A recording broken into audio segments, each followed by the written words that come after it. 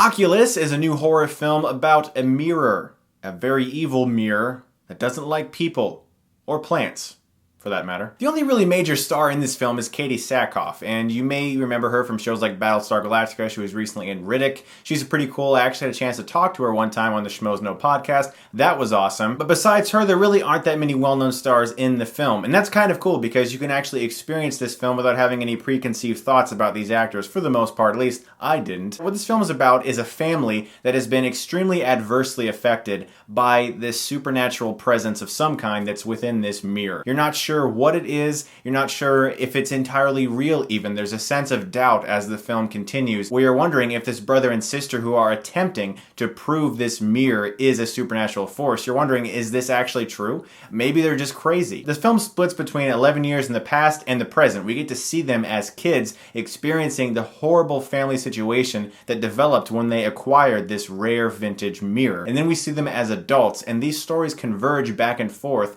and it's actually extremely interesting, and I really like this movie a lot. I'm really excited to tell you guys this movie was actually pretty awesome. It was very well directed, and that is one of the best things I can say about a horror film. This film looks so great. It's filmed very well, and the tension in it feels real to me. It's very beautifully edited, and although the first act can be a little slow, I was interested because of how well directed it was, and because the actors seemed like they actually cared. You know, it wasn't just some stupid horror film with these throwaway characters and birds jumping out of cupboards, cats that run by really fast and scare you. None of that annoying, stupid crap is in this movie. There's a couple jump scares, but for the most part, the tension and the suspense in this film comes from a very disturbing family situation. And that is one of the things about this movie that worked so well for me. Because another film recently that came out was Sinister. And in that film, I thought the horror aspects of it were really cool.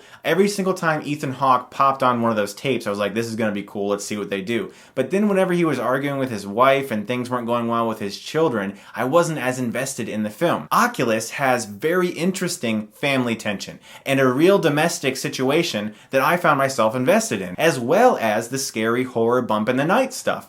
And that's one of the reasons this movie worked so well for me, because I cared about both aspects of that. It was really clever the way they melded the past with the present. You got to see the adult children working together to try to figure out a way to prove that this supernatural existence of this mirror and whatever's going on with it is actually true. They got cameras all over the place, and it's not stupid found footage like, oh, they're going to capture stuff with these cameras and it's going to be all shaky and disturbing. It's nothing like that. It's filmed and edited very well. So you got that central story that takes place in the present, but you constantly cut back to when these two kids were younger, experiencing the first effects of this mirror, and you get to learn why certain things happened to their family and how they ended up the way they are in the present. They connect these two stories so seamlessly, and I found it very, very intense, and I really enjoyed Oculus. As I said, my only issue with the film is that the first act does feel like, okay, we're getting to that point where it starts, but the fact is the musical score is so cool, very electronic, very simple but effective. Katee Sackhoff was very good in this movie. I think this might actually be the best performance I've seen from her. I thought she did an excellent job in this movie, and because of the good performances from the two young stars, the brother and the sister,